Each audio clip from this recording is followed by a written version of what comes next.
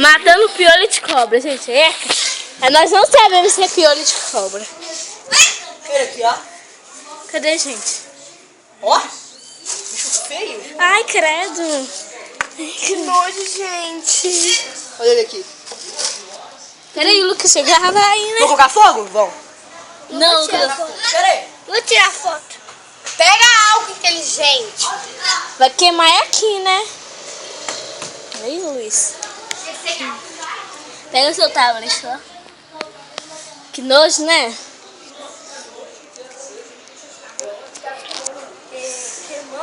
Vamos queimar ele. Ô, gente, tinha que jogar ele num lugar e queimar. Vai queimar, Vai vai queimar a telha. Lógico que não. Ele tá mijando.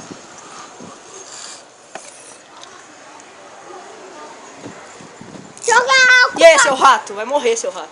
Seu viado. Vai, Lucas. Queira, Tamara? Ai, Joana, você tem coragem. O quê? Eu já matei. Vai queimar. Filho da garça. Não queimou. Não, que ele tá vivo ainda, gente. Tá pegando fogo. Olha, ele tá até gemendo. Olha o cheiro de churrasco.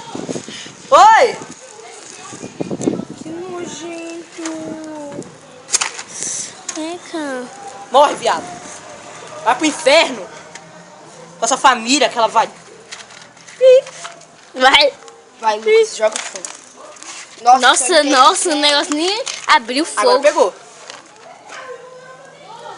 Oi! Pera aí! Caindo fogo nele, né? Joga fogo. Já matou ele. Ele já morreu. Já tá morto, já. Gente, essa é mais uma reportagem de um bicho morto. O filho da garça, né? Sai da frente daí, Melissa.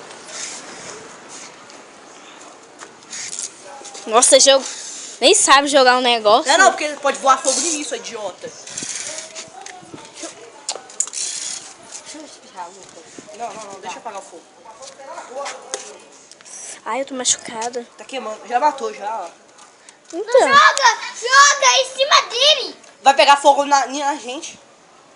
Tá morto já.